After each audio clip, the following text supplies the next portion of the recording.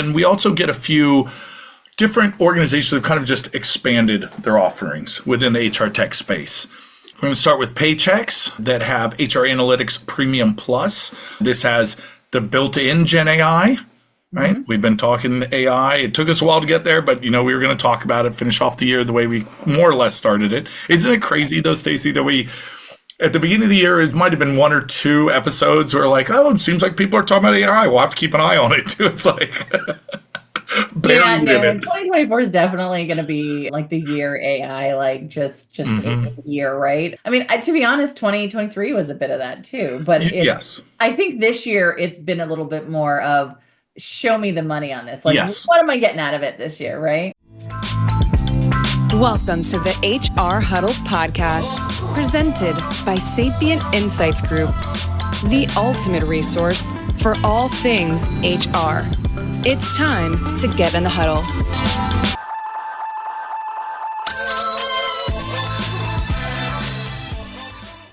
Welcome, everyone, to Spilling the Tea on HR Tech, where we focus on the hottest HR tech news everyone needs to know to be in the know. We break down the news of the week and help you make sense of what it means for your industry and our industry and how it can impact your organization.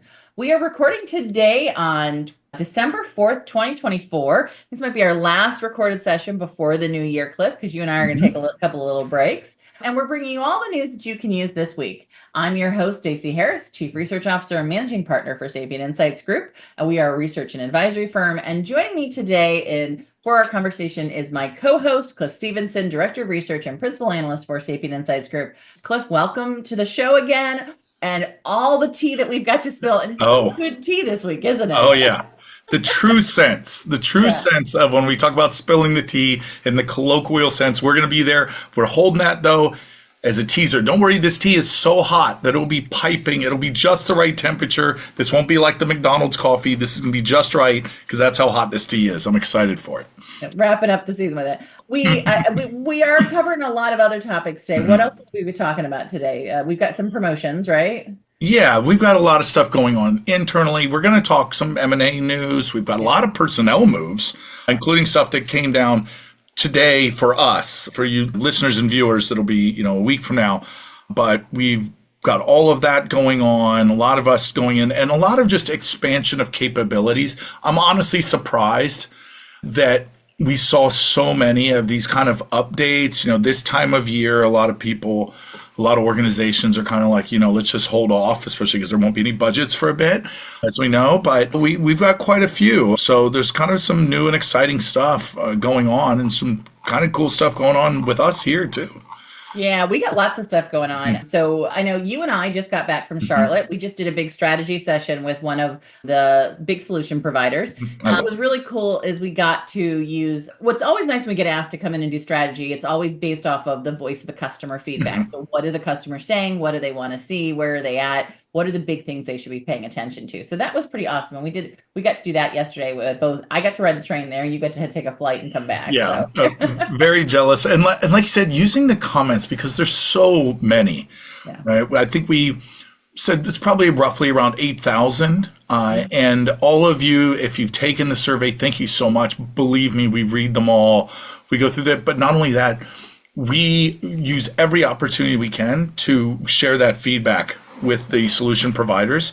And it's especially cool in a situation like this where every single comment, nothing was considered too small. It wasn't just broadly people like this. They saw each one and said, okay, we can fix that. We can fix that right now. This issue with an integration or whatever the case may be. That's wonderful. It's great to see that. It helps the users, right? They have that being fixed or getting a better experience. But it helps those organizations to say, hey, we're not going to lose this personnel for something that was fixable. And they had no other way of expressing it. Because a lot of people, they're not going to search around all over trying to figure out exactly how to get help. And it's not going to go to the same level sometimes within the systems as it does when they work through the survey. So that was it was heartwarming. Which we needed because it was freezing in Charlotte. It was freezing in Charlotte, yes. Yeah. And like you said, I think it's when they're taking screen grabs and sending them off to their product people, I think we forget sometimes that we're oftentimes sitting at a table where action can happen, right? And that's a powerful thing with to be able to take that data and do that. And And so just a fun day that we had. We also want to just let everybody know, I think most people know at this point, but if you haven't received your details, if you were a person who participated in the research this year, you should have received your full report is available online now. And if you're someone who didn't get a chance to participate, but you'd like to get a segment of the paper or you'd like to buy the full report, that's available online as well. All the segments are up. And there's even a few free segments. If you go out to our website, look down at some of our assets, our change management section is out there and available for download. We also, I think, have our blueprint section, which is always kind of interesting to see sort of adoption numbers and how they've changed. So those are available for anybody who has the ability to go download. Great stocking stuffers. Yeah, great stocking stuffers. People are saying that. Put a little candy cane with it and all be good. Yeah. Well, we will be actually hopefully getting a chance to pick up some stocking stuffers. We've got lots of events that we're going to be doing. I will be in next week already. It's next week already, right? Like I'm getting ready to head to Atlanta for we're doing just kind of a research leadership. Well, it's our whole company leadership conversation this week. One of our team members is getting married. Congratulations to Allison out there. So by the time everybody listens to this, she will be hopefully on her honeymoon this weekend. And then I'm coming back and I'm jumping right on a flight to Amsterdam for the Workday European Customer Conference. That's going to be fun. And I think going to be cold. So I'm going to be figuring out which parka I need to pack for that. But that's December 12th to 14th. We'll be putting some updates online for that. We also have available on our website I don't know if it's on our website. I think they have to go maybe to the two places to sign up for this. You're going to be doing an iSolve masterclass on HR analytics and planning, correct, Cliff? That's right. Also December 12th, as you mentioned, although that will be virtual. Anyone can go check that out. I will be physically in Paris, France. So not too far from you, Stacey. I'd have to look, but I believe it's closer than we are right now, even though we're in the same country. So really looking forward to that. I've been working hand in hand with them. I was at your masterclass that you just recently did. Very well attended, very engaging group. It was awesome. It was just really neat. Everyone's raving about it. I feel like I'm just being overly happy about it, but maybe it's just the season or something. It is the season, and I do think it's always good, like you said, when we get a chance to share some of the data. And we've been in that particular masterclass that I did, we shared a lot of insights we've been gathering on how to build an HR system strategy. This one, you're going to be sharing, I think, a lot more data on what's happening in HR analytics and how people can think about sort of building some data governance, which we did a big panel on at HR Tech Conference. We had lots of people at that event. So I think there'll be a lot of good nuggets that come out of the one that you're going to be doing December 12th too. Yeah, present and future proofing your data set, right? Especially for anyone that uses AI. And look at that, longest we've ever gone without mentioning AI. You have to have your data right, but also for any use of data. This has always been true. Nothing has changed in that matter. It just means there's probably more sources coming in, and we've got a lot of data talking about whether it's emerging tech or standard tech, how industries are using this, what's successful, and some of the use cases we hear out there. So it'll be a good session. I'm also running a repeat of our big key findings session with IREM and on December 18th. So if you didn't get a chance to catch us at the HR Tech Conference or at our spooky Halloween, what did we call it? HR Trick or Treat or something? Right? Or Data Treat? I can't remember now, but it was Tech Retreat. Tech Retreat. That was it. Yes. Sorry, yeah, I still have my costume left over as the OSHA supervisor. Yes, yeah. Cliff and I our memories. We've been on planes and trains, and we're getting ready to get on more today. So that'll be fun. So if anybody wants to join us for that, please do. That's through the IREM organization, and we really do like to support them and their members. And then last but by no means least, if you are interested in doing a little bit more next year on building your HR system strategy or change leadership, and you have a little bit of training budget left this year, we are just reminding everybody that you can go out, register, sign up for, and pay for our next year's cohort for building an adaptable HR system strategy. That starts in March. We had 10 organizations last year in that. We cap it at just about 20. We do find that the feedback so far has been this is both operational and strategic. And that's what I love to hear, that people were able to actually get some work done. For me, it's all about that. And they made some really good connections and participants. And then with the change leadership one, I think is going to be starting in January or February. So be sure to sign up for that. If you need more details, people will be happy to have some conversations about it. But so that's all the stuff we have going on. And that's just before the first of the year, Cliff, which is really just a couple weeks away, which is hard to believe, right? I know. Unbelievable, right? Yeah. And, normally at this time of year, it's a little slower, as I mentioned, but we do have some, kind of one big news in terms of mergers and acquisitions. JobGet acquired SnagAJob. So, frontline workers, that's been a really big topic. We've talked about this, we've presented this, we're always looking for more ways to gather information on this. And that's really where these two organizations really excel. JobGet definitely, in the hourly worker space, and SnagAJob, which has been kind of in the same sort of area in terms of working with those types of, I wouldn't want to say one-off, but not quite contract either. It's a lot in the gig and contingent area, and they're going to operate still as standalone organization. I should say that SnagAJob will operate as a standalone within the JobGet platform. So any users of either of those won't notice much difference, just increased functionality, which is what you hope for, right? And I think the frontline worker conversation, we've been talking a lot about this because we recently pulled some data, as you said, for this for another client who's doing sort of walkthrough for their customers. What I think is a little interesting on this is that as much as we're seeing a lot of layoffs and we're seeing a lot of big struggles for particularly small businesses and mid-market businesses right now, we are still seeing in the frontline space and in the service industry a hard time getting skilled workers to do those jobs. And it's a mystery because used to be when we had these troubles in the market and economies, that was not the place where that was an issue, right? And it really is an issue right now, as far as we can tell. Our data is showing that there's still a hard time getting people who work at the frontline positions for most organizations, right?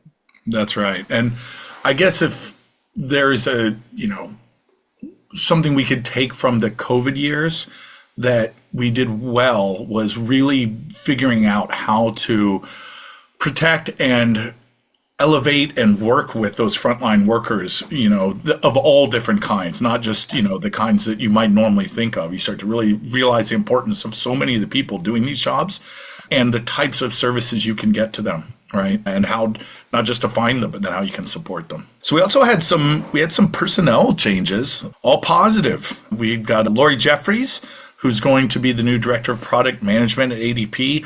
Talk about an industry veteran. I don't necessarily mean a long time because she's quite young, I'm sure.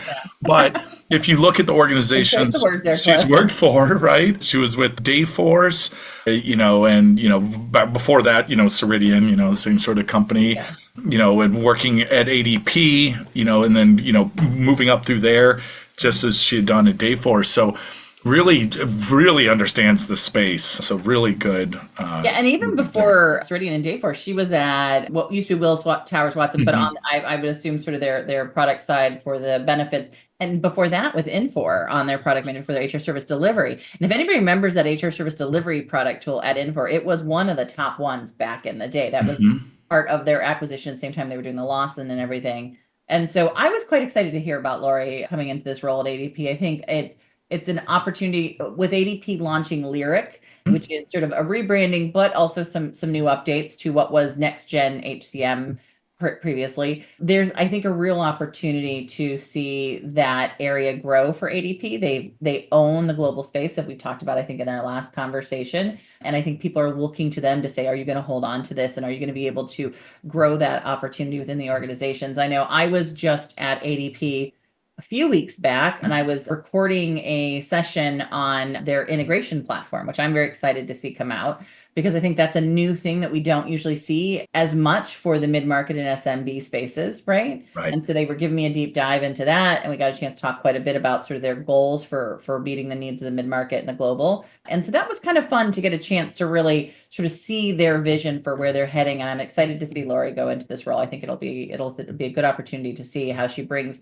all that strength she brought in from benefits and HR side and the service delivery side into this picture, right? Yeah.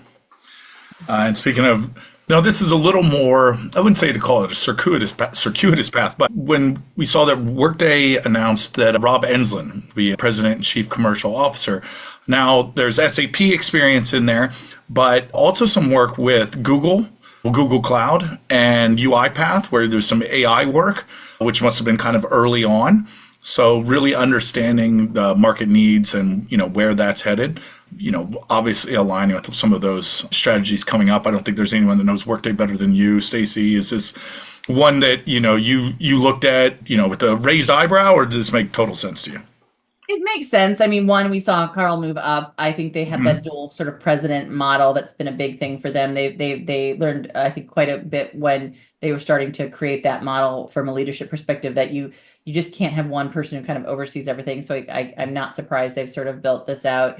I do think that from a revenue perspective, an approach to how they're going to be sort of thinking about growth for Workday, that has definitely has to see some changes, because how they got here is not how they're going to get to the next 10 years. I think that's been the big mantra of what we're seeing, that, what they've been doing has really worked for a long time, but there are some new things they're going to have to focus on, because they now have, a really big part of the Fortune 500 HR. They need to grow that on the finance side. They need to grow that on sort of their partnership models. They need to grow that internationally. And the only way to do this is to rethink a little bit of that revenue model, I think. So this doesn't surprise me. It doesn't surprise me where his background is from. I do think that, we're seeing leadership shifts in all of the big companies in our space right now. Like, everybody's had a bit of a turn up. Some of that, I think, is because of many of these companies have matured and grown up, is a good way to put it, right? They've gotten to a point where they now need different leadership. I think other things is that this is a market that also has to now compete in the same space as all of the artificial intelligence, all of the enterprise system platforms, all of the consumer goods, like all of this stuff kind of crunching down a little bit too. And so there's, I think, a very different dialogue that has to happen for a lot of organizations about what is the system that I'm going to be using with my employees, right? Yeah. Well, that's a good segue into the next bit of news that came off embargo just a couple hours ago, as we're talking about that. And that's UKG naming Suresh Vittal as their new CPO. Hugo Sarrazin had that seat before. This will happen in January. So this has been announced, but the actual switch will happen in January of 2025, I should mention, for anyone listening. It's like, does he mean a year from now? So coming up. And, Suresh had been at Adobe, but then also at Alteryx, where he did some AI analytics. You can definitely see the path and where they're looking at, because as you said, these are, at least with Adobe, you got a more traditional, okay, this is a software, productivity software. We're blending those lines, as we always talk about, and then also really being on the cutting edge with Alteryx, which makes total sense with everything we know that UKG is trying to do. Yeah, this one, I don't know Suresh as well, so I didn't know that background or where he'd come from. I think you got the chance to sit on the session, but I think it follows right in path with what we just talked about, right? Like, his background seems to fit with sort of this idea that we need to broaden who we are and what we're thinking about. I think Hugo's done a really nice job over the last several years of rethinking the direction of what UKG was as a combined entity. And, we've seen a lot of really good product people in the UKG space come both from Ultimate and from what was Kronos. And so this is, I think, it'll be an interesting opportunity here to see if they can broaden UKG's view of what it could be, right? Like it'll be interesting to see if that maybe changes and comes in a little bit, right? Yeah, that's exactly it. Hugo was very straightforward during this announcement that we sat in on, and he used a lot of sports analogies, but I think of it more, what he was trying to explain, I think, and correct me if I'm wrong, Hugo, if listening, but it's that nothing's changed in terms of what UKG is trying to do. They're just changing how they want to get there, right? The strategy remains the same. It's just, they're thinking we do it this way, and this is the person we think gets us there to execute on the strategy. But the strategy is not changed at all. He's very clear on that. So what they said they were trying to do at Aspire, that's exactly it. Just a matter of, maybe this is a better fit. So that's what you like to hear for anyone that's looking at that. So, a lot of interesting news with people. And then we also get a few different organizations that have kind of just expanded their offerings within the HR tech space. We're going to start with Paychex that have HR Analytics Premium Plus. This has the built-in Gen AI. Right? Mm-hmm. We've been talking AI. It took us a while to get there, but we were going to talk about it, finish off the year the way we more or less started it. Isn't it crazy though, Stacey, that we, at the beginning of the year, it might have been 1 or 2 episodes where like, oh, it seems like people are talking about AI. We'll have to keep an eye on it too. It's like, 2024 is definitely going to be like the year AI, like just a year, right? I mean, to be honest, 2023 was a bit of that too, but yes, I think this year it's been a little bit more of show me the money on this. Like, Yes. what am I getting out of it this year, right? Yeah. Yeah, absolutely. So the HR Analytics Premium, that service had existed. That already been released, but now they've got the HR Analytics Premium Plus. So it gives you a little more capabilities on anything job matching, compensation, and the AI insights, right? And the ability to use Gen AI to say, all right, taking a look at are there any recommendations? Do you see anything that stands out, anomalous, that just wouldn't be able, ideally you would not have seen this with the human eye. So we're going to help you do that. That's what they're trying to help out with.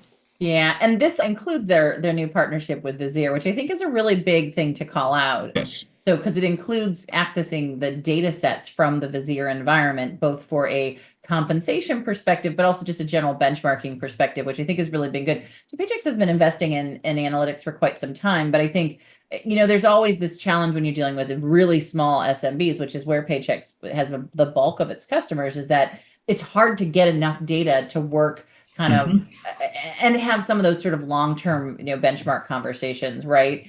And so I think there's a real win here, both for Visier and for Paychex. They're able to combine some of this data sets. I think the opportunity here is, Paychex, I think oftentimes we hear, Paychex has outside of ADP, that between the two of them, they have a really good thumb on what's happening in that really small SMB space, right? And they put out an annual, we just got an announcement about their updated SMB report they put out every quarter.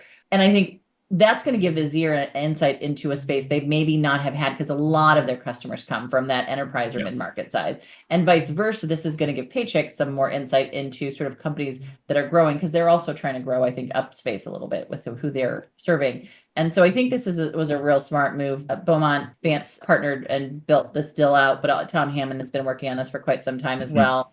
What I think is also interesting to note, for a long time, Paycor was sort of the big Visier partner in this space with that embedded analytics. Now, and we know that Visier's been doing this with other organizations as well, but for SMBs, that was kind of the win-win for them. This is kind of now putting another feather in the cap and saying there are others who have that access. So we'll watch this space a little bit, but analytics data, benchmarking data is becoming more important to the mid-market and SMBs. And SMB. Yeah. They have to start sort of giving them access to it. Yeah. Yeah. And, the sort of traditional model of analytics won't work with most SMBs, right? They don't have historical trend data, or it wouldn't be meaningful because you're working with smaller data sets. By having access to this, they can say, what is it like for, companies of our size in our region with all on our plan? And only those that have that massive data set can provide them with the insights they need for future planning. Exactly. Yeah. And speaking of future planning, Planned now has operational workforce planning application. That's live. That's on their site now. You can check that out. So, if you are trying to do some of that scenario planning and that analysis, Anaplan has that. And I like it too. There's a lot of interesting features of it. I do like the integration with their financial products, because that's a differentiator for them and gives them the ability again to do something that you can't necessarily do with many of their competitors. Yeah, this one, I got an early walkthrough of the team who was sort of working on this and building this.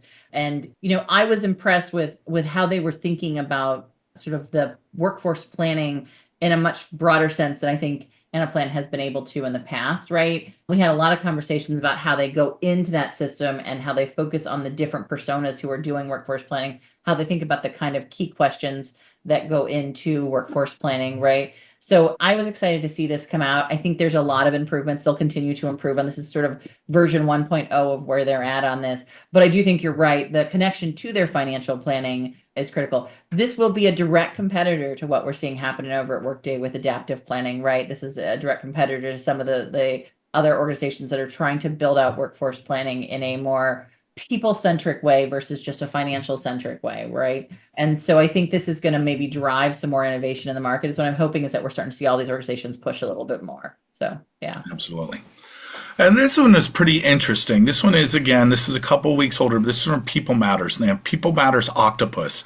And I think they realized that it's a strange name. So on their own sort of site, they go, well, who is this? And who is this for? What is this? And, what it really is, if I can boil it down, is it's a way to use AI to help navigate a marketplace. If you have a system and you're like, okay, what other kind of tools? Maybe I need background checks.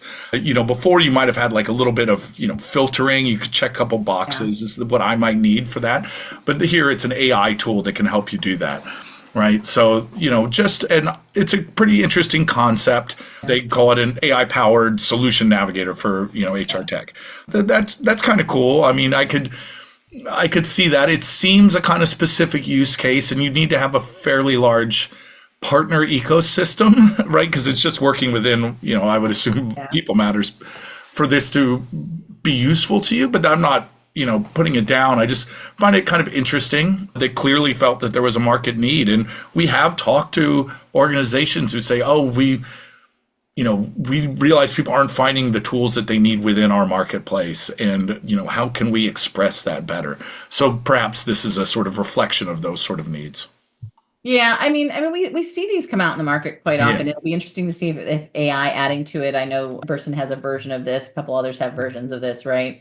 Every organization, I think, when media outlets or any organization that gets a list of vendors, it's keeping that updated and managing that and being able to advise on who you should select.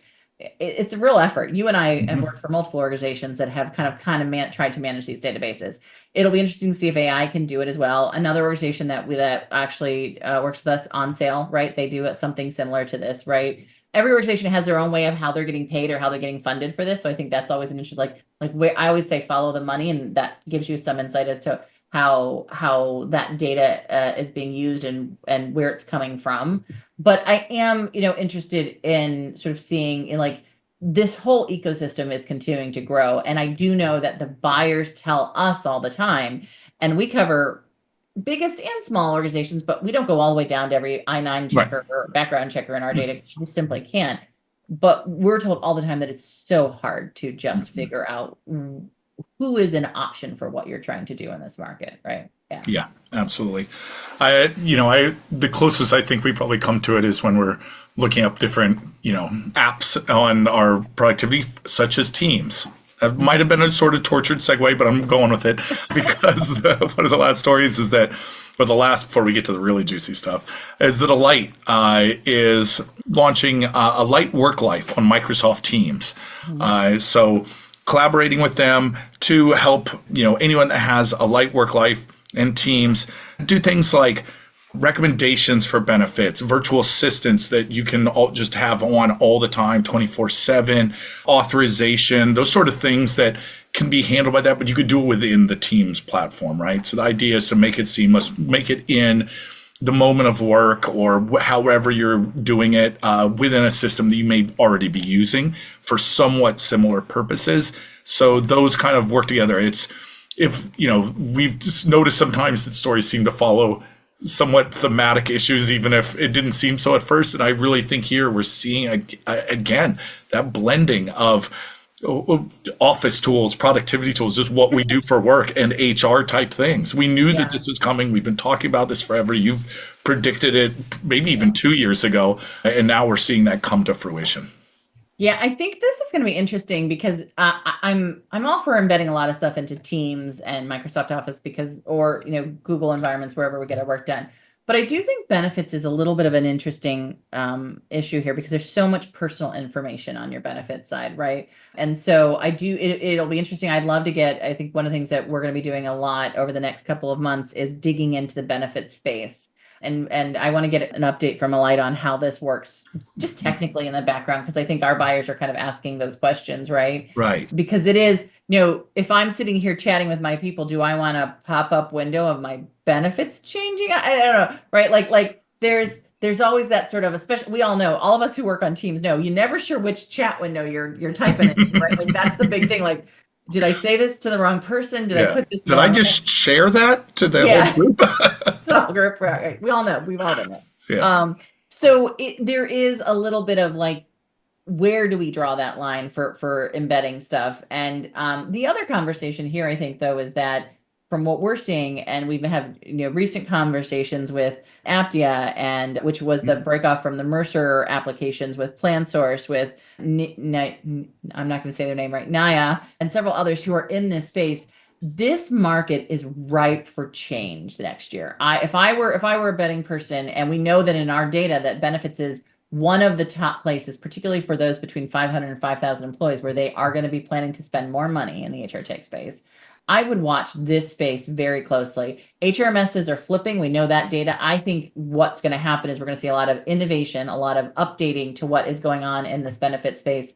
And then the following year, we're going to see some real changes because people are trying to figure out how this broker model works, how the carriers work together, and how all of these organizations integrate the data safely, right? So this is, I think, one of the first announcements I've seen where I'm like, we need to get more insight here, because this is, how this happens is just as important as what they're doing, right?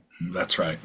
Yeah. So we promised you, listener or viewer, we're also on YouTube, we haven't mentioned them before, that we had some true tea in the truest sense. So this is interesting. And Stacey and I talked about it a bit in the green room. Is this really fit within? But I think it does, because I think it hits on some larger topics within the HR tech space. So I'm going to run through the timeline. Stacey, to me, this is like my drama. I'm all about this. So here's the timeline, as best as I can figure it, and then we'll talk about it. So those of you who are listening to this would have just happened. You may not be aware of it. So, I'll point out on LinkedIn, I think, is the big place. It most came through LinkedIn, but this happened on the site. So Deal, that's D, 2 E's and then L, that organization, and Rippling got into a little bit of some kerfuffle here. So basically, Deal created a competitive page within their website, how Deal stacks up against others. I'm on their site. It took me a while. It's Deal versus competitors, and it's still up as of now. And I would say it's a standard one. They have compared Deal with Rippling. Remember that name. Papaya Global, On Top, Multiplier, ADP, Oyster, Omnipresent, and Gusto. So they have a few of these. And when you go on there, they do what should be familiar to anyone who's ever seen these things before, sort of the checklist box, right? Here's something we have, they have it or they don't have it, right? And honestly, the big thing that they seem to point out was just the cost, and they had a few other comments that were made. Well, Rippling publicly posted that they saw that and that they kind of had some fun with it, made the snake game that we all might remember from our Nokia phones if we had those. Ask your parents if you're not old enough. Yeah. And you'd kind of gobble up or whatever. You'd see all these marketing claims that were made, and so they took some umbrage to this. To me, it seemed, just my opinion, it seemed a bit overkill, because it didn't seem like Deal was really coming directly after Rippling. And they were like, this is, and they said, because they're selling snake oil. That was, that's why it's a snake. That's snake oil stuff. They're saying basically this is nonsense. And then, as if that wasn't like, wow, that's a kind of coming on strong. That's a bit much. Then there was some posting about this, supposedly from the head of sales. We have no way of verifying this. Rippling posted this whole snake oil thing, and their head of sales was upset by this and made a rude drawing, I guess, let's just say a rude response, allegedly, or, it may or may not still be there by the time you hear this. But it was a bit much, and then that was screenshotted and then said, then Rippling commented on that. Said, wow, he really didn't like this, calling him out for his response. So, it's a little playgroundy.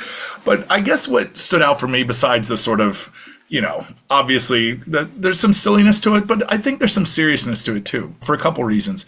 I don't think that that's very common in the HR tech space, and I don't think it should be.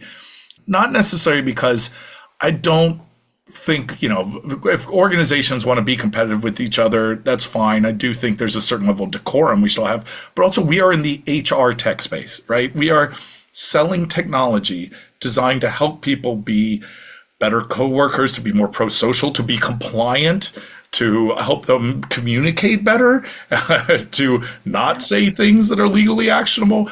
All those. You don't want to give an example of you not performing in that way to then say, and that's why you should choose us to do that thing. You know what I mean? It seemed a little strange to me, but Stacey, you kind of gave me a little bit of a history lesson of some things I forgot. This has happened before. So maybe because I don't want to sound like I'm too hard down on Rippling, because I'm more like the popcorn eating gif of watching this. But at the same time, I do have an opinion on it. And that's my opinion. That's what I'll say about it. But maybe you could talk a little more about your kind of more nuanced view of that. Yeah, no, I mean, I think, anytime it's a bit of a bad taste to anytime calling out competitors in some ways is always, you got to be very careful and walk that line carefully, right? I think the sharing any kind of personal information, real or not, but even in pretend or jest, is crossing a line that we should never, because again, we're in the industry of not sharing PII, right? Like personal information is important to everybody, right? But outside of that, we have seen, and this is what I told someone who had sort of sent it to me and said, "Oh my gosh, can you believe this?" And I said, "I'm not surprised." For smaller companies right now, those who are in the market who are not the big guys, these have been tough years, right? This has been a very tough year. Mm-hmm. Sales are down, marketing's down across the board for everybody, right? So even if you're growing, but if you're smaller, it's a tough year. So I think this just shows that we have a lot of competition in the market and people are trying to figure out ways to differentiate and do things that maybe will call attention to themselves. We're talking about them. There is an old saying, that's right. All news is good news. There's no bad news, right? But I do think the other side of this, though, is that we have seen this before. For those who go way back in the day when I used to work at Burson, there used to be what we call the LMS wars. Back then, there was all the guys, the cornerstones, what was the SAP SuccessFactors, LMS Plateau, the Geo Learnings and the Sabas, and right, like those were all fierce competitors back in the day. And I can remember us doing a panel with all of them up on stage that got very close to fistfights at one point in time, right, with their leaders. We do see this when the market gets very, what I would say, oversaturated, and people are trying to find different ways to differentiate that. You're not just now going off of features and functionalities or cost, but you're kind of going off of, you're trying to be the most aware. And you and I have both been talking about this, the mid-market space in particular, as well as SMB, highly saturated right now with a lot of players, a lot of people competing for attention here. And so it doesn't surprise me. It saddens me a little bit that we went this route. We also have, a history of, there was back in the day when, both Zenefits, which was also run by Parker, as well as ADP got into a kerfuffle about sort of data sharing and what that looked like. And that was a very open and public conflict that spilled out into LinkedIn and some other areas, right? We have seen a couple places where there has been open and public conversations that Deal has been involved in as well, and some of the other employers of records, right? Which is a very highly volatile space right now. My sense on all this is, as a buyer paying attention to this, what you should be thinking about. One is, I think, be willing to ask your companies about this kind of behavior, whether you like it or not. Like, how do you feel about this? Could this risk their finances or their ability to do what you need them to do? That's one question. Feel free to ask about it. Secondly, I think we should also, as an industry, really focus in on what we do well. That to me is the power of little nudges, little things. We all do that, but I think really, if you want to be known, I'd love to be known for what I do well. And I think Rippling does some very unique things. They don't need to do this, is the sad part of it, right? Yeah. Like, I think because they do some very unique things in the market, their customers seem to be really happy. They get high user ratings, right?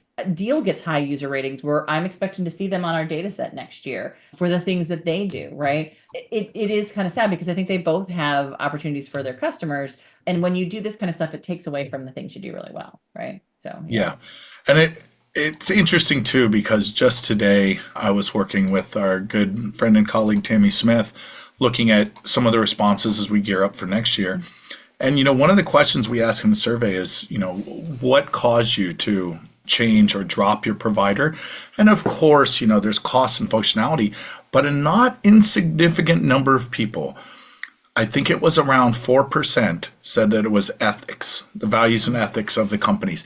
So when you think about a data set as large as ours, that's a lot of people. That's a lot of dollars that could be going out because the perception of your organization is sullied by this. Is that worth the potential reward of those? Something to think about how you decide, you as a buyer or potential buyer, think about what's important to you.